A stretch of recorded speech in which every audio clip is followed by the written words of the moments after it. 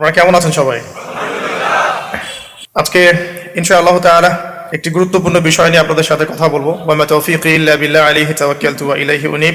বিসমিল্লাহির রহমানির রহিম। আজকে যে টপিকগুলো নিয়ে কথা হয়েছে আপনারা অলরেডি অনেক কথা শুনেছেন। তো আমি আসলে এই পরিস্থিতি সম্পর্কে আগে থেকে জানতাম।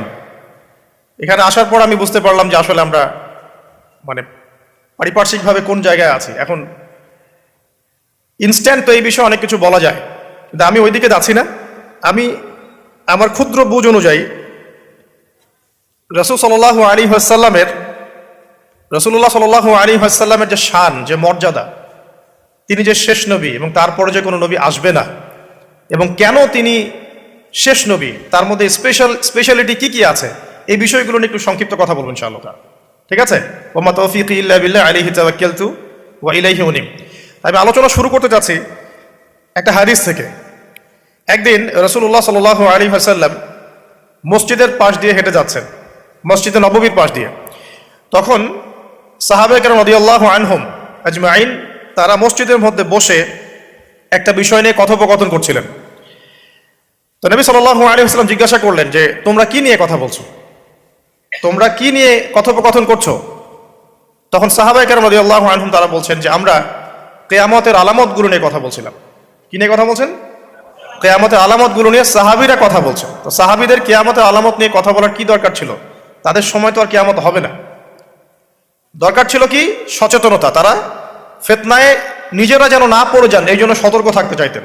এই কারণেই ফিতনাময় পরিবেশ নিয়ে আলোচনা করতেন। তো নবী সাল্লাল্লাহু আলাইহি ওয়াসাল্লাম তখন বললেন, দেখো, যতদিন পর্যন্ত 10টা আলামত প্রকাশ হচ্ছে না ততদিন পর্যন্ত কিয়ামত হবে না। কয়টা আলামত? 10টা। নবী সাল্লাল্লাহু আলাইহি ওয়াসাল্লাম প্রথমে বললেন 1 নাম্বার হচ্ছে মাসিহুদ দাজ্জাল। কি নাম? মাসিহুদ দাজ্জাল। 2 নাম্বার হচ্ছে ইয়াজুজ এবং মাজুজ। এর আদম সন্তান পৃথিবীতে বের হবে এবং পুরো পৃথিবীটা ম্যাসাকার করে ছেড়ে দিবে। আর মাসিহুদ দাজ্জাল সেও বের হবে শেষ জামানায়, যে ইহুদিদেরকে নিয়ে পুরো বিশ্ব শাসন করবে। বিশ্বের প্রতিটা ডিপার্টমেন্ট সে রুল করবে, এবং দাজ্জালের চেয়ে ভয়ঙ্কর কোনো ফিতনা এই পৃথিবীতে আসে নাই, আসবেও না। প্রত্যেক নবী তার কওমকে দাজ্জাল সম্পর্কে সতর্ক করেছিলেন, এমনকি নূহ আলাইহিস সালাম পর্যন্ত তার উম্মতকে দাজ্জালের ফিতনা সম্পর্কে সতর্ক করেছিলেন। নবী সাল্লাল্লাহু আলাইহি ওয়াসাল্লাম বলেছেন যে তোমরা যদি সূরা কাহাফ তেলাওয়াত করো, প্রত্যেক জুমার দিন সূরা কাহাফ তেলাওয়াত করো, অথবা সূরা কাহাফের প্রথম 10টা আয়াত, শেষ 10টা আয়াত মুখস্থ রাখো, ইনশাআল্লাহ তাআলা মাসিহুদ দাজ্জাল তোমাদের কোনো ক্ষতি করতে পারবে না। 1 মাসিহুদ দাজ্জাল, 2 ইয়াজুজ আর মাজুজ, 3 হচ্ছে ঈসা ইবনে মারইয়াম। ঈসা ইবনে মারইয়াম যতক্ষণ পর্যন্ত না আসছেন, পৃথিবীতে আবার ইউটার্ন না করছেন এবং তার হাতে মাসিহুদ দাজ্জাল নিহত না হচ্ছে, কিয়ামত হবে না। 4 দাব্বাতুল আরদ, অর্থাৎ পৃথিবীর ভিতরে একটা প্রাণী আছে, মাটি ফেরে এই প্রাণীটা বের হবে কিয়ামতের আগে আগে, এবং এই প্রাণীটা মানুষের সাথে কথাবার্তা বলবে, কথা বলতে পারা প্রাণী। এ যতক্ষণ বের হচ্ছে না, কিয়ামত হবে না ইনশাআল্লাহ তাআলা। কটা বললাম? 4টা। 5 হচ্ছে দুখান বা ধোঁয়া। এই পুরো পৃথিবীর আকাশটা একটা নির্দিষ্ট সময় পর্যন্ত ধোঁয়ায় ছেয়ে যাবে, এবং হতে পারে, আল্লাহু আলাম, হতে পারে যে সূর্যের আলো পৃথিবীতে পৌঁছাবে না, এমন ধোঁয়া হতে পারে। পুরো পৃথিবীটা ধোঁয়ায় ছেয়ে যাবে, এটা সূরা দুখানের মধ্যেও বলা আছে। এটা 5। 6 নম্বরে নবী সাল্লাল্লাহু আলাইহি ওয়াসাল্লাম বলছেন যে একটা ভূমিকম্প হবে পৃথিবীর পূর্ব দিকে। পৃথিবীর পূর্ব দিক মানে এই যে ভারত, পাকিস্তান, বাংলাদেশ, শ্রীলঙ্কা, ইন্দোনেশিয়া, ঠিক আছে, এই সিঙ্গাপুর, এই যে কন্টিনেন্ট, মালয়েশিয়া, এটা পৃথিবীর পূর্ব দিক। এদিকে একটা ভূমিকম্প হবে। তারপরে 7 পৃথিবীর পশ্চিমে একটা ভূমিকম্প হবে। পশ্চিম মানে বোঝেন না? পশ্চিমা বিশ্ব না, সৌদি আরব না, পশ্চিমা বিশ্ব, ব্রিটেন, ফ্রান্স, জার্মানি, তারপরে যে রাশিয়ান কন্টিনেন্ট, হ্যাঁ, ইউক্রেন, এদিকে আপনার আমেরিকা, এই পুরো পশ্চিমা বিশ্ব, এখানে একটা ভূমিকম্প হবে বড়। এবং এগুলো এমন হবে যেগুলোতে ভূমি মাটিতে ধসে যাবে, মাটিতে ডুবে যাবে। ভূমিকম্প না, ভূমিধস। 8 পৃথিবীর মাঝখানে মধ্যপ্রাচ্যে একটা ভূমিকম্প হবে, যেখানে আমাদের সো কল্ড আমিরুল মুমিনিনরা থাকে, যারা আমেরিকা এবং ইসরায়েলের বন্ধু, এদের এখানে একটা ভূমিকম্প হবে ইনশাআল্লাহ তাআলা। আর 9 ইয়েমেন থেকে একটা আগুন বের হবে। ইয়েমেন থেকে একটা আগুন বের হবে, যে আগুন মানুষকে হাসরের মাঠের দিকে তাড়িয়ে নিয়ে আসবে। আরেকটা বলেছেন 10 নম্বর, যেটা এই মুহূর্তে আমি ঠিক মনে করতে পারছি না। তো এই 10টা আলামতের কথা নবী সাল্লাল্লাহু আলাইহি ওয়াসাল্লাম বলেছেন, না হওয়া পর্যন্ত এই 10টা আলামত না আসা পর্যন্ত কিয়ামত হবে না। ঠিক আছে? আচ্ছা, এখন এই 10টার মধ্যে সবচেয়ে বড়টা কি? সবচেয়ে বড়টা হচ্ছে মাসিহুদ দাজ্জাল। সবচেয়ে বড়টা কি? 10 নম্বরটা মনে পড়েছে, আলহামদুলিল্লাহ। সূর্য উঠবে পশ্চিম দিক থেকে। সূর্য উঠবে পশ্চিম দিক থেকে, তাহলে আর সময় নাই, পৃথিবীর সময় শেষ। এই 10টা মনে থাকবে? আসেন বলি, প্রথমে কি? দাজ্জাল, তারপরে ইয়াজুজ আর মাজুজ, 3 নাম্বার ঈসা ইবনে মারইয়ামের প্রত্যাবর্তন, 4 নাম্বার দাব্বাতুল আরদ, জমিন থেকে প্রাণী বের হয়ে কথা বলবে মানুষের সাথে। ঠিক আছে? 5 নাম্বার কি বললাম? ধোঁয়া, দুখান। ঠিক আছে? 6, 7, 8 3টা ভূমিকম্প, পূর্ব দিকে একটা, পশ্চিমে একটা, পৃথিবীর মাঝখানে একটা। 9 নাম্বার ইয়েমেনের নাম শুনেছেন? ওই যে যেখানে সৌদিরা বোম মারছে আর কি, ইয়েমেনের বাচ্চাদেরকে বোম মেরে হত্যা করছে না, জানেন না খবর? তো ওই ইয়েমেনের ছোট ছোট বাচ্চারা শিয়া সুন্নির কি বোঝে আমার বুঝে আসে না। ওই ছোট ছোট বাচ্চাগুলো শিয়া সুন্নির কি বোঝে আমার বুঝে আসে না। আমেরিকার টাকা খেয়ে এরা ঠিকই বোম মারছে কেন? আর এই বোমগুলো তো এরা তৈরি করতে পারে না, আমেরিকার কাছ থেকে কিনে নেয়। তো ওই ইয়েমেন থেকে আগুন বের হবে, সেই আগুন মানুষকে হাসরের মাঠের দিকে তাড়িয়ে নিয়ে আসবে, এবং 10 যেটা বললাম, সূর্য উঠবে পশ্চিম দিক থেকে, তখন তওবার দরজা বন্ধ হয়ে যাবে। তওবা আর করেও লাভ হবে না। 2টা সময় তওবা করে লাভ নাই। একটা হচ্ছে মৌতের যন্ত্রণা শুরু হয়ে গেলে, মৃত্যুর যন্ত্রণা শুরু হয়ে গেলে আগে পা থেকে শুরু হয়ে আস্তে আস্তে গলার দিকে আসে। হাদিসে যেমনটা এসেছে, সূরা ওয়াকিয়ার মধ্যেও আছে যে পায়ের দিক থেকে যন্ত্রণা শুরু হয়ে আস্তে আস্তে আস্তে আস্তে এই গলার দিকে আসে, এবং আত্মাটা গলার এখানে যখন চলে আসে, এখান থেকে মালাকুল মউত আত্মাটাকে নিয়ে চলে যাবে। এবং চোখ দিয়ে তাকিয়ে থাকে মানুষ। রুহটা চলে গেলে মানুষ চোখ দিয়ে তাকিয়ে থাকে, দেখবেন এই কারণে মৃত ব্যক্তি তাকিয়ে থাকে, চোখ খোলা থাকে। এবং তখন আসমান থেকে সিঁড়ি নামিয়ে দেওয়া হয়, ওই সিঁড়িতে করে আত্মা চলে যাচ্ছে, ও তাকিয়ে দেখে যে আত্মা চলে যাচ্ছে। এবং মানুষ মারা যাওয়ার পরে চোখ জীবিত থাকে অনেকক্ষণ। মেডিকেল সায়েন্স যারা পড়েছে তাদেরকে জিজ্ঞাসা করবেন, মানুষ ডেড হয়ে গেলেও চোখ দেখবেন আরো কয়েক ঘন্টা, হয়তো আরো নির্দিষ্ট একটা সময় পর্যন্ত চোখটা কিন্তু জীবিত থাকে। এই জন্য চোখ বন্ধ করে দিতে হয়। যাই হোক, যেটা বলছিলাম যে মৌতের যন্ত্রণা শুরু হয়ে গেলে তওবা করে লাভ নাই, তওবার দরজা বন্ধ। আর পশ্চিম দিক থেকে সূর্য উঠে গেলে তওবা করে লাভ নাই, তওবার দরজা বন্ধ। তো এই 10টার মধ্যে সবচেয়ে বড়টা হচ্ছে মাসিহুদ দাজ্জাল। কেন বড়? কারণ নবী সাল্লাল্লাহু আলাইহি ওয়াসাল্লাম নিজে বলেছেন যে পৃথিবীর ইতিহাসে আদম আলাইহিস সালাম থেকে শুরু করে মুহাম্মদ সাল্লাল্লাহু আলাইহি ওয়াসাল্লাম পর্যন্ত এই যে লক্ষ লক্ষ নবী রাসূল এসেছেন, পৃথিবীর এই যে শত লক্ষ বছরের হিস্ট্রি, এর মধ্যে দাজ্জালের চেয়ে ভয়ঙ্কর কোনো ফিতনা আসে নাই। নবী সাল্লাল্লাহু আলাইহি ওয়াসাল্লাম বলছেন, একজন মুমিন ব্যক্তি যদি দাজ্জালকে পেয়ে যায়, সে যেন তার সাথে সাক্ষাতের আকাঙ্ক্ষা না করে, কারণ সে তার সাথে সাক্ষাৎ করলে ঈমান হারা হয়ে যেতে পারে। সে এত বড় ফিতনা হবে, এত বিশাল ফিতনা হবে। এই যে ছোট্ট একটা ফিতনা সুদ থেকে কি আমরা মুক্ত থাকতে পারছি? সবাই সুদের মধ্যে পড়ে যায় নাই? এই যে মেয়েদের ফিতনা, মেয়েদের যে ফিতনা, বেহায়াপনা, এখান থেকে কি আলেম জালেম কেউ বাকি আছে? সবাই ফিতনায় পড়ে যাচ্ছে আমরা। ফেসবুকে ঢুকবেন, আপনি না চাইলেও আপনাকে দেখা যাবে নগ্ন ছবি দেখতে আপনি বাধ্য হচ্ছেন। টিভি দেখতে বসবেন, আপনি না চাইলেও নগ্ন ছবি দেখতে আপনি বাধ্য হবেন। এই যে ফিতনা, বাঁচতে পারছি না। সুদ থেকে বাঁচতে পারছি না, বেহায়াপনা থেকে বাঁচতে পারছি না। পর্নোগ্রাফি থেকে কেউ বাঁচতে পারে? যে কেউ ফোন চালায় দেখবেন পর্নোগ্রাফির ছবি চলেই আসবে, নগ্ন ছবি চলেই আসবে। আলেম জালেম এভরিবডি আসবেই। তারপরে আপনার মাদক, এই মাদকের ফিতনা থেকে কি সবাই বেঁচে থাকতে পারছে? এরকম অনেক ফিতনা আছে যেগুলো থেকে মানুষ চাইলেও বাঁচতে পারছে না। আমরা হয়তো বাইরে দাড়ি টুপি পাগড়ি জুব্বা লাগিয়ে ঘুরছি ঠিকই, কিন্তু আমরা এরকম সামাজিক ফিতনাগুলো থেকে কেউই সেফ না। এই যে আপনাদের এলাকায় যে ফিতনাগুলো ছড়িয়ে পড়েছে, আস্তে আস্তে বাড়ছে না? এমন ফিতনা বেড়ে যাচ্ছে। তো এগুলো যদি আমাদেরকে গ্রাস করে ফেলতে পারে, তাহলে এই পৃথিবীর সমস্ত ফিতনা একসাথে করলেও দাজ্জালের ফিতনার সমান হবে না। আমি কি বোঝাতে পারছি? পৃথিবীতে চলমান যত ফিতনা আছে, ব্যক্তিগত ফিতনা, পারিবারিক ফিতনা, সামাজিক, অর্থনৈতিক, পলিটিক্যাল, সব ফিতনাগুলো এক জায়গায় করলেও মাসিহুদ দাজ্জালের মতো ভয়ঙ্কর হবে না। এই জন্য নবী সাল্লাল্লাহু আলাইহি ওয়াসাল্লাম বলছেন, দাজ্জালের চেয়ে ভয়ঙ্কর কোনো ফিতনা আসেও নাই, আসবেও না। প্রত্যেক নবী আলাইহিস সালাম তার কওমকে এই ফিতনা সম্পর্কে সতর্ক করতেন।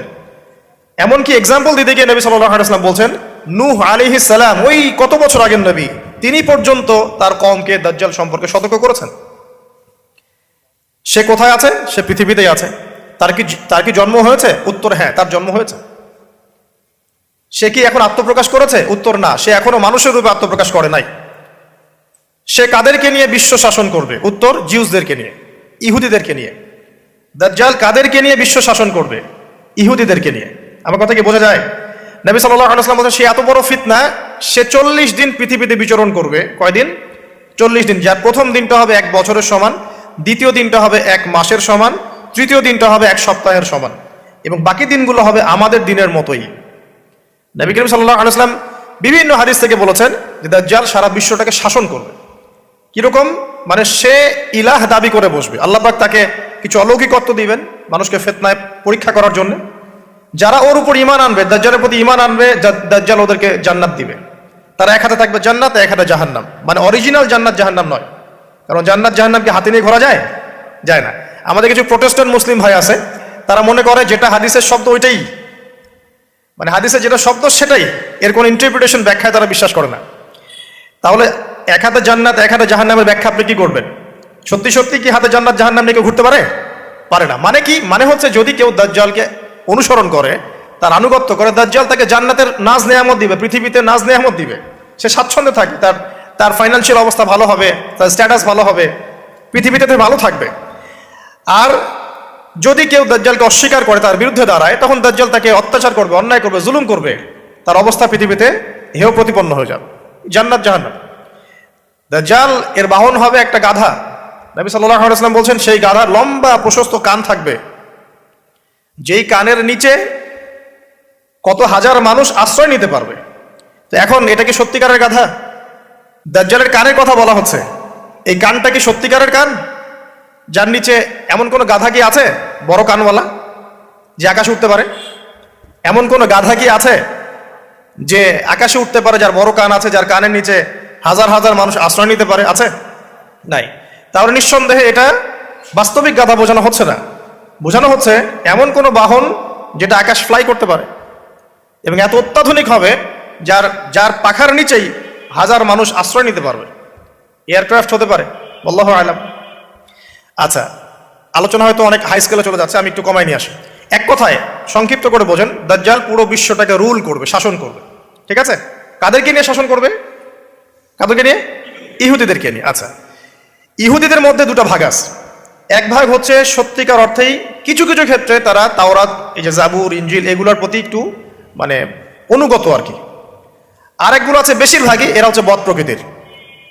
এরা এই পৃথিবীতে, সারা পৃথিবীতে জায়নিস্ট মুভমেন্ট ছড়িয়ে দিয়েছে এবং তারা বিশ্বের প্রত্যেকটা ডিপার্টমেন্ট নিয়ন্ত্রণ করা শুরু করেছে এখন, এবং তারা সারা বিশ্বর যত সেন্সিটিভ ইস্যুগুলো হচ্ছে এর পিছনে কলকাঠি নাড়ে আর কি।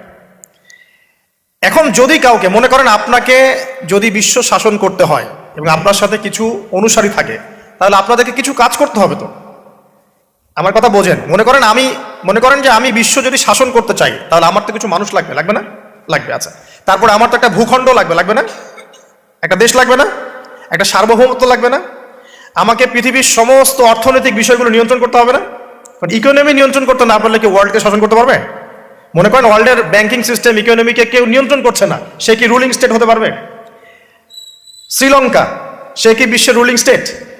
সে কি বিশ্বের অর্থনীতি নিয়ন্ত্রণ করে? বরং সে তো দেউলিয়া হয়ে গেল, তাই না? আমেরিকা, ইসরায়েল, ওরা কি দেউলিয়া হয়েছে? না। তারা কি বিশ্বের অর্থনৈতিক বিষয়কে নিয়ন্ত্রণ করে? করে। চায়না, তারা কি দেউলিয়া হয়েছে? তারা কি বিশ্বের অর্থনীতি নিয়ন্ত্রণ করতে পারে? পারে। তো এক কথায় বোঝেন, আপনাকে যদি রুল করতে হয় সারা ওয়ার্ল্ডকে, প্রথমত আপনার একটা ল্যান্ড লাগবে, একটা কিছু মানুষ লাগবে আপনার, এবং সেই মানুষগুলো রামসাম যদুমধু হলে হবে না, সেই মানুষগুলো হতে হবে সবচেয়ে বুদ্ধিদীপ্ত মানুষ, ট্যালেন্টেড মানুষ, যারা পৃথিবীর সবকিছু নিয়ন্ত্রণ করার যোগ্যতা রাখে। সায়েন্টিস্ট লাগবে আপনার ইকোনমিস্ট লাগবে, আপনার কলামিস্ট লাগবে, মিডিয়ার পার্সন লাগবে, পলিটিশিয়ান লাগবে, সূক্ষ্ম বুদ্ধিসম্পন্ন মানুষ লাগবে। এই মানুষগুলো কি তারা জোগাড় করতে পেরেছে? পশ্চিমা সভ্যতা পেরেছে? আচ্ছা, আর কি লাগবে? আপনার নির্দিষ্ট ভূখণ্ড লাগবে, এবং ভূখণ্ডটা স্বাধীন হতে হবে, কারো পরাধীন হলে চলবে না। ইসরায়েল কি স্বাধীন হয়েছে? ইহুদিরা কি রাষ্ট্র গঠন করেছে? করে নাই? আপনারা তো খবরই রাখেন না দেখি। ইহুদিরা কি রাষ্ট্র গঠন করে নাই? কত সালে বলেন? সুবহানাল্লাহ। এমনি হবে না। 1948-এ তো রাষ্ট্র গঠন তো অনেক আগেই হয়েছে। 1948-এ তো সে জানান দিয়েছে, কিন্তু রাষ্ট্র গঠন অটোম্যানদেরকে হারানোর পরেই হয়েছে। যখন প্রথম বিশ্বযুদ্ধ হয়ে গেছে, তারপরে অটোম্যান এম্পায়ারদেরকে হটিয়ে তারা তো রাষ্ট্র মোটামুটি দখল করে ফেলেছে। তারপর আস্তে আস্তে রাষ্ট্রের আয়তন বাড়িয়েছে। মাত্র 1948-এর দিকে এসে তারা পুরো বিশ্বকে জানান দিয়েছে আমরা একটা পুরো রুলিং স্টেট হতে যাচ্ছি আপকামিং। তো যাই হোক, তারা রাষ্ট্র কায়েম করেছে। আপনাকে সারা ওয়ার্ল্ড রুল করতে হলে প্রথমত আপনার স্টেট লাগবে, স্টেট ওটা কায়েম করে ফেলেছে। আপনার স্টেটের রাষ্ট্রের সার্বভৌমত্ব দরকার আছে, এটাও ওদের হয়ে গেছে। আপনার সারা ওয়ার্ল্ডকে রুল করতে হলে সারা বিশ্বের ইকোনমিক সিস্টেম, অর্থনীতি নিয়ন্ত্রণ করতে হবে, তারা সেটা করেছে। ওয়ার্ল্ড ব্যাংকের মাধ্যমে করছে, IMF এর মাধ্যমে করছে, আরো বিভিন্ন সংস্থার মধ্য দিয়ে তারা ওয়ার্ল্ডের ইকোনমিক সিস্টেমটাকে নিয়ন্ত্রণ করে ফেলেছে। আপনি এর বাইরে যেতেই পারবেন না, এমনভাবে নিয়ন্ত্রণ করে ফেলেছে আপনি এর বাইরে যেতেই পারবেন না। এবং আরো কি দরকার? ম্যান পাওয়ার, জনসমষ্টি দরকার। এই জনসমষ্টির জন্য তারা ইউনাইটেড নেশনস ফর্ম করে ফেলেছে। আপনি ইউনাইটেড নেশনসের বাইরে যেতেই পারবেন না, কেউ পারবে না। এখনকার এই রাষ্ট্রের, এই বিশ্বের কারো পক্ষে সম্ভব না। এর বাইরে গিয়ে কিছু করা কারো পক্ষে সম্ভব না, করতে গেলেই শেষ করে ফেলাবে। আর কি দরকার আপনার? সারা ওয়ার্ল্ডের মিডিয়া প্রযুক্তি নিয়ন্ত্রণ করতে হবে। মিডিয়া নিয়ন্ত্রণে না থাকলে আপনি ইসলামকে আর মৌলবাদী সন্ত্রাসী ধর্ম বলে প্রচার করতে পারবেন না। তো মিডিয়া নিয়ন্ত্রণ করতে হবে। মিডিয়া অলরেডি নিয়ন্ত্রিত, ওদের সমস্ত বড় বড় মিডিয়া ওদের হাতেই। আর কি লাগবে আপনার? টেকনোলজি। এই যে আপনি গুগল চালান, অ্যাপেল ইউজ করেন, এইটা ওইটা করেন, ফেসবুকিং, ইউটিউবিং, সব কিছু ওদেরই। আর আমরা মনে করি ফেসবুকের মধ্যে দিয়ে আমরা দিন কায়েম করে ফেলাবো একেবারে। মানে ইহুদি খ্রিস্টানদের প্ল্যাটফর্মে আইসা ওর মধ্য দিয়ে আমি চাচ্ছি দিন ইসলাম প্রতিষ্ঠা করে খেলাফত কায়েম করে ফেলাবো একেবারে। কত বড় বোকা! এটা মাছ ধরার জাল বিষয় রেখে দিছে একটা। এগুলো হচ্ছে জাল, কারা কারা টোপ দেয় ওইটা ধরে টান দিবে ওরা। খেলে কথা হয়তো বুঝতে পারেন না, মাথার উপর দিয়ে যাচ্ছে, বুঝতে পারতেছি। কয়েকবার লেকচারটা দেখবেন ভিডিও ইউটিউবে, তারপরে বুঝতে পারবেন ইনশাল্লাহ। এগুলো মাছ ধরার টোপ। জাল ফেলেন না আপনারা? বাঘ শিকার করার জন্য হরিণকে বিসর্জন দেয় না মানুষ, এগুলো সেই টোপ। মাছ ধরতে গেলে আগে যে চারা দেন না, এই ফেসবুকিং, ইউটিউবিং, এগুলো চারা দেওয়া। হ্যাঁ, এর মধ্যে কিছু কল্যাণকর দিক আছে, এটা ক্ষতির চেয়ে নিতান্তই কম, ক্ষতি বেশি। তারপরে আর কি নিয়ন্ত্রণ করতে হবে? সবচেয়ে বড় জিনিসটা, সেটা হলো অস্ত্র শস্ত্র। সারা বিশ্বের যত মারণাস্ত্র আছে, এমন অস্ত্র যেটা একটা বোম ফেললে একটা দেশ উড়ে চলে যাবে, এরকম অস্ত্র শস্ত্র নিয়ন্ত্রণ করতে হবে। সেটা করেছে না করে নাই? করেছে। এই যে দেখেন, এখন আপনি বুঝতে পারছেন যেটা আপনাকে সারা ওয়ার্ল্ডকে রুল করতে হয়, তাহলে আপনাকে এই সমস্ত বিষয়কে রুল করতে হবে। এগুলো রুল না করতে পারলে আপনি ওয়ার্ল্ডকে রুল করতে পারবেন না। আর নবীজি বলছেন দাজ্জাল সারা বিশ্বকে কি করবে? বলেন, সারা বিশ্বকে রুল করবে। তার মানে দাজ্জালকে এগুলো নিয়ন্ত্রণ করতে হবে, এবং দাজ্জালের ফলোয়ার্স যারা আছে ওদেরকে এগুলো নিয়ন্ত্রণ করতে হবে। এখন বলেন, পশ্চিমারা এবং জিউসরা এগুলো নিয়ন্ত্রণ করছে কি করছে না? তার মানে দাজ্জাল আসার সময় কাছে না দূরে? এবার বুঝতে পারছেন? এখন আসেন, অন্যদিকে আসেন। শুধু এগুলো করলেই তো হচ্ছে না, এর পথে একটা বাধা আছে। ওই রুলিংস এর পথে একটা বাধার নাম হচ্ছে মুসলিমরা। কারা? মুসলিমরা। কারণ মুসলিমরা জানে যে দাজ্জাল মিথ্যা, আল্লাহ পাক এটা পরীক্ষা করছেন। হ্যাঁ, ও যে আল্লাহ দাবি করবে, নিজেকে গড দাবি করবে, বা সারা ওয়ার্ল্ডকে রুল করবে, এর বিরুদ্ধে একমাত্র শক্তি হিসেবে দাঁড়াতে পারলে মুসলিমরাই দাঁড়াতে পারবে। আর যাদের মধ্যে ধর্মীয় চেতনা আছে, যারা সৎ, নিজ নিজ ধর্ম পালন করে, তারাও কিন্তু এটাকে মেনে নিবে না। এখন তাহলে কি করতে হবে? ধর্মগুলোকে এলিমিনেট করতে হবে, ধর্মগুলোকে সরাতে হবে। এভাবে আস্তে আস্তে কি করলো, সব ধার্মিক তত্ত্বগুলোকে বাদ দিয়ে নাস্তিকতার তত্ত্বগুলো সব শুরু হলো সমাজে প্রচলন। আস্তে আস্তে আস্তে আস্তে ধর্ম আস্তে আস্তে মাইনাস হতে থাকলো, এবং নাস্তিকতার তত্ত্বগুলো রাইজ করতে থাকলো। এটাও তারা করেছে। তারপরে মুসলিমদেরকে এখন বাধা দেওয়ার জন্য কি করতে হবে? কিছু কিছু জিনিসের দরকার। এই জায়গাতে আসে, বোঝেন ভালো করে। এখন মুসলিমরা হয়ে গেল বাধার কারণ, করতে পারবো না। ওদের কাছে কোরআন আছে, ওদের কাছে হাদিস আছে, ওদের নবী মুহাম্মদ সাল্লাল্লাহু আলাইহি ওয়াসাল্লাম শেষ নবী, এবং মুহাম্মদ সাল্লাল্লাহু আলাইহি ওয়াসাল্লামের ফলোয়ার্সরা প্রায় 1400 বছর বিশ্বটা শাসন করেছে, করে নাই? তাহলে এরা তো বাধা। এখন তাহলে মুসলিমদেরকে দুর্বল করতে হলে কি কি করতে হবে? তো প্রথমত ওরা ধর্মের মধ্যে অনেক তন্ত্রমন্ত্র ঢুকিয়ে দিয়েছে। ওই তন্ত্রমন্ত্রগুলো আগে একটু বলে নেই। যেমন ওরা মুসলিমদের মধ্যে কিছু মানুষ তৈরি করেছে যারা বলছে যে মুহাম্মদ সাল্লাল্লাহু আলাইহি ওয়াসাল্লাম শেষ নবী না, আরো নবী আসতে পারে। ঠিক আছে, এই যে ইমান হারা করে ফেললো আপনাকে আস্তে আস্তে। মুসলিমদের মধ্যে কিছু মানুষকে তারা তৈরি করেছে যারা বিধর্মী হয়েও দেখবেন ইসলামের লেবাস পোশাকে দিন প্রচার করছে, এরকম লোক আছে। মুসলিমদের মধ্যে এমন মানুষ তারা তৈরি করেছে যারা বলছে যে কবিরা গুনাহ করলেই কাউরে হত্যা করা যাবে। এভাবে তারা বিভিন্ন সন্ত্রাসবাদী সংগঠনে যোগ দিয়েছে। দেওয়ার ফলে মুসলিমদের মধ্যেই দেখা গেছে যে মুসলিম কান্ট্রিগুলোর মধ্যেই বোম ব্লাস্টিং, এখানে ওখানে বিস্ফোরণ, এগুলো করছে। এটাকে আমরা খাওয়ারই জাকিদা বলি। তারা আবার ঢুকিয়ে দিয়েছে মুসলিমদের মধ্যে, একদল মানুষ বলছে যে আলী রাদিয়াল্লাহু আনহু তিনি আল্লাহর মর্যাদা পাওয়ার যোগ্য, নাউজুবিল্লাহ। তার মর্যাদা মুহাম্মদ সাল্লাল্লাহু আলাইহি ওয়াসাল্লামের চেয়েও বেশি, নাউজুবিল্লাহ, বা তার সমমানের, এইসব কথাও বলছে। এরকম একটা শ্রেণীও বের হয়েছে। আবার নতুন আরেক শ্রেণী বের হয়েছে, মুসলিমদের মধ্যে বলছে যে কোরআন মানবো, হাদিস মানার কোনো দরকার নাই, কোরআন মানলে যথেষ্ট, হাদিস মানার কোনো দরকার নেই। আবার একটা দল বের করবে, মানে করেছে দেখবেন, যারা হচ্ছে আবার শুধু লা ইলাহা ইল্লাল্লাহ বললেই হবে, আমলের কোনো দরকার নাই। শৈথিল্যবাদী, মুরজিয়া বলে এদেরকে, শুধু লা ইলাহা ইল্লাল্লাহ বললেই হবে, আমলের কোনো দরকার নাই। আবার একটা দল বের করেছে যে যুক্তি দিয়ে কোরআন যতটুকু বুঝবো ওইটাই মানা যাবে, এর বাইরে মানা যাবে না। মুতাজিলা, যুক্তি দিয়ে কোরআন যতটুকু বুঝবো এতটুকু মানবো, যুক্তির বাইরে যায় মানবো না। এরকম শত শত আকীদার মানুষকে তারা মুসলিমদের মধ্যেই ছড়িয়ে দিয়েছে, এবং মুসলিমদের মধ্যে এই ফিতনাগুলো ছড়িয়ে দেওয়ার ফলে উম্মাহ কি হয়ে গেছে? বিভক্ত হয়ে গেছে। এরপরেও আবার দেখবেন হকপন্থী যারা, তাদের মাঝে সূক্ষ্মভাবে তারা ষড়যন্ত্র করে আপোষে ফাটল সৃষ্টি করে দিয়েছে। বিশুদ্ধ মানহাজের, বিশুদ্ধ আকীদার একটা জামায়ার মধ্যেও দেখবেন আবার ফাটল সৃষ্টি হয়ে গেছে। এগুলো ধর্মতাত্ত্বিকভাবে তারা আক্রমণ করেছে। আবার তরুণ যুবকদেরকে এই যে internet section, gaming section, online section, অহেতুক সময় নষ্ট কিছু এলিমেন্টস, গেমিং সেকশন, এগুলো দিয়ে ব্যস্ত রেখেছে। ফ্রি মিক্সিং ছড়িয়ে দিয়েছে। ফ্রি মিক্সিং, নারী পুরুষের একাকার। এখন জেনা ছড়িয়ে দেওয়া হয়েছে, জেনার উপকরণ পর্নোগ্রাফি ছড়িয়ে দেওয়া হয়েছে, সবাই ঘরে বসে এগুলো দেখছে। মাদকটাকে সহজ করে দেওয়া হয়েছে, সবাই এখন এদিকে ছুটছে। রিবা ছড়িয়ে দেওয়া হচ্ছে, সবাই সুদ খাচ্ছে। মানে মুসলিম উম্মাকে ধ্বংস করার জন্য চতুর্দিক থেকে তারা কিন্তু আক্রমণ করেছে। কেন আক্রমণ করেছে? কারণ ওই রুল করতে হলে, তাদেরকে সারা ওয়ার্ল্ডকে রুল করতে হলে সবচেয়ে বড় বাধা কারা? মুসলিমরাই। এই কারণেই সুদূর প্রসারী নীল নকশা একে প্রায় 100-200 বছরের প্ল্যান করে তারা এই কাজগুলো করেছে, যে কাজগুলোতে তারা প্রায় 80-90% সফল। আর আমরা বিগত 100 বছরে সবচেয়ে বেশি যে কয়টা মাসআলা নিয়ে পড়েছিলাম সেটা হচ্ছে হাত বাঁধা, নাবির নিচে, না উপরে না বুকে, রফুল এদেন করবো কি করবো না, আমিন জোরে হবে না আস্তে, পায়ে পা লাগবে কি লাগবে না। আর বিগত 100 বছর কিন্তু হয়ে গেছে। 1914 সালে অটোম্যান ডিফিটের পরে 2022 চলছে, এখন প্রায় 100 বছর হয়ে গেছে। তো 100 বছরে তারা কিন্তু এই সমস্ত সেক্টরগুলো উন্নতি করে আজকে রুলিং স্টেট। আপনাকে বোঝাচ্ছিলাম ওরাই কিন্তু সারা ওয়ার্ল্ডকে রুল করছে। আর মাসিহুদ দাজ্জালও কিন্তু ইহুদিদেরকে নিয়ে সারা ওয়ার্ল্ডকে রুল করবে।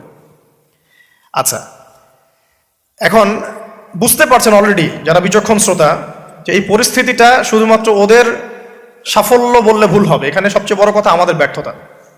কারণ বিগত 1400 বছরে কিন্তু আমাদের অবস্থা এমন ছিল না।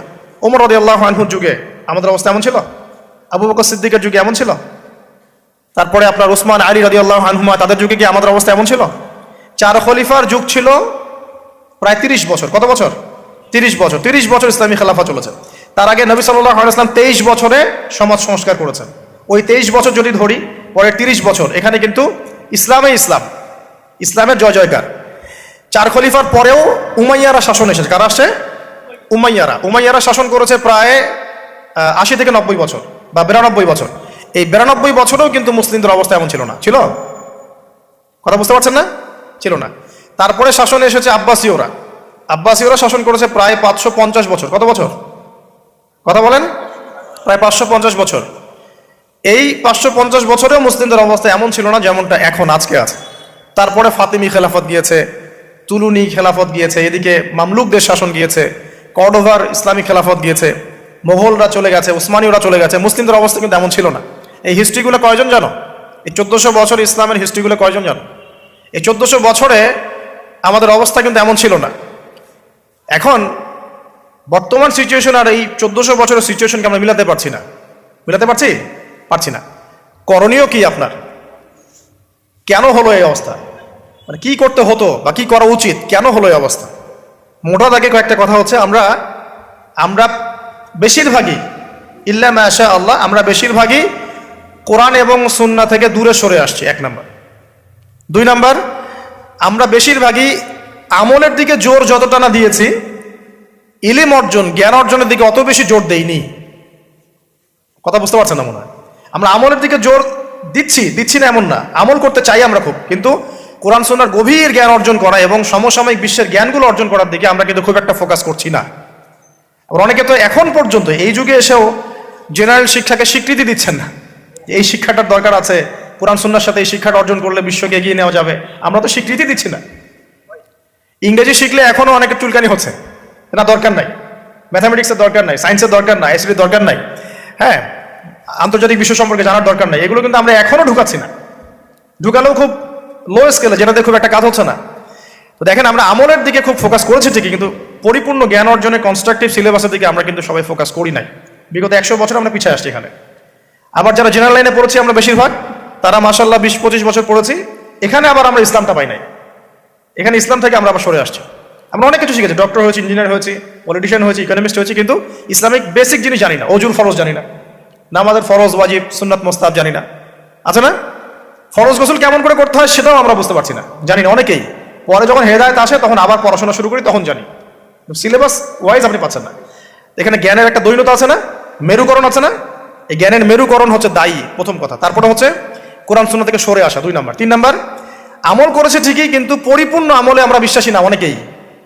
হ্যাঁ, যে আমলগুলো করলে কোনো সমস্যা হয় না সেগুলো করছি ঠিকই, যে আমলগুলো করলে সমস্যা হবে সেগুলো আবার করতে চাই না। কিরকম? নামাজ পড়লে কোনো সমস্যা নাই, আপনি নামাজ পড়বেন, তাসবিহ তাহলিল করবেন, হ্যাঁ আপনি সময় লাগাবেন, ওকে ফাইন। কিন্তু সুদ নিয়ে কথা বললে বা সুদের এগেনস্টে কিছু করলে প্রবলেম, আপনি করতে পারছেন না। ওটা নিয়ে লেকচার দিলে আপনার চাকরি থাকবে না, আপনার ওই ইমামতি থাকবে না। হ্যাঁ, আপনি স্টেজে উঠছেন, মাহফিল কমিটি কানে কানে বলে দিচ্ছে যে এখানে ভাই অনেক সুদখোর আছে, সুদ নিয়ে কথা বলা যাবে না, এখানে ভাই অমুক আছে ভাই, এগুলো নিয়ে কথা বলা যাবে না। হ্যাঁ, আমাদের মাহফিলে যিনি দান করেছেন উনি আবার অনেক বড় তামাকের ব্যবসায়ী, তামাক নিয়ে কথা বলেন, যাই বলেন। এই যে পরিপূর্ণ যে আমল, মানে ইসলামের পরিপূর্ণতা আমি আমল করব, পারি না পারি আগে বিশ্বাস তো করবো যে হ্যাঁ পরিপূর্ণটাই ইসলাম। এখন পারছি না সেটা আলাদা বিষয়। এখান থেকে আমরা অনেকে সরে আসছি। আর কি দেখেন, আমরা কিন্তু আদর্শ পরিবারটা করতে অনেকে ব্যর্থ হয়েছি। 4 নাম্বার। 5 নাম্বার, পরিবারের একজন নামাজ পড়ে, বাকিরা পর্দা নাই, নামাজ নাই, খেয়ালও নাই আমাদের অনেক। আবার দেখবেন আমাদের মা বোনদের পর্দা শিথিলতা করে দিয়েছি আমরা, সব জায়গায় উন্মুক্ত হয়ে ঘুরছে। তার চেয়ে বড় কথা, আমরা কিন্তু অনেকে আবার হারাম রিজিকে ঢুকে গেছি। রিজিকের ক্ষেত্রে আমরা হালাল হারামে পরোয়া করছি না, সুদ ঘুষ জেনা ব্যভিচার সবখানে আছি আমরা, দুর্নীতি সব জায়গাতে আছে। তো এই আর কি কারণ। সবচেয়ে বড় কথা, ইউনাইটেড নেশনসটা, মানে আমাদের মুসলিম উম্মার ইউনিটিটা নষ্ট হয়ে গেছে।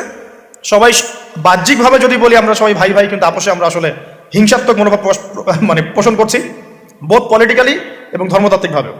দেখবেন এই যে সিজন আসবে, ইলেকশনের সিজন, নিজের ভাই, আপন ভাই ভাই মারামারি করবে। দেখবেন উভয় মুসলিম, ওই ভাই মুসলিম, এক্স, এই ভাই ওয়াই, এও মুসলিম, এক্স ওয়াই মারামারি করে, দুজনে মুসলিম। দুনিয়ার জন্য, দুনিয়ার একটা ক্ষমতার জন্য উভয় ভাই ডেমোক্রেটিক পদ্ধতি থেকে মারামারি করে জীবন শেষ। অথচ দুইজনই আমার ভাই, দুইজন বললে জানাজা পড়বো, তাই না? দুজনই মুসলিম, আমরা চাবো দুজনে জান্নাতে যাক।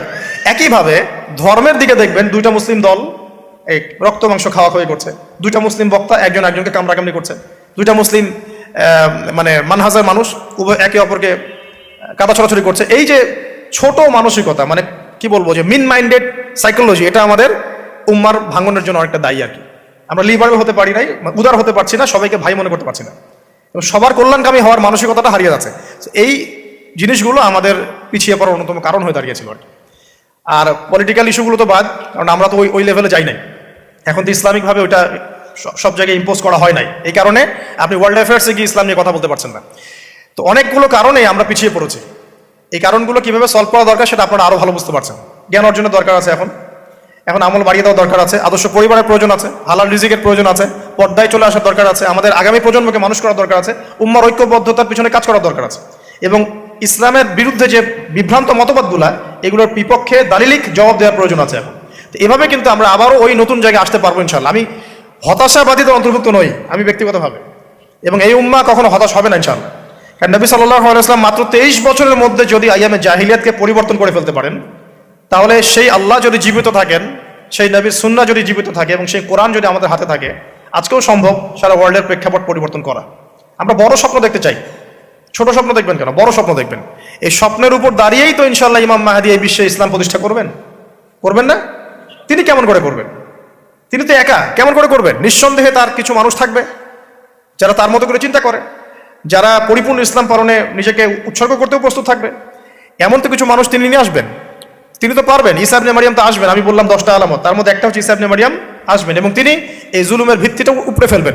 এটা কি এমনি এমনি হবে?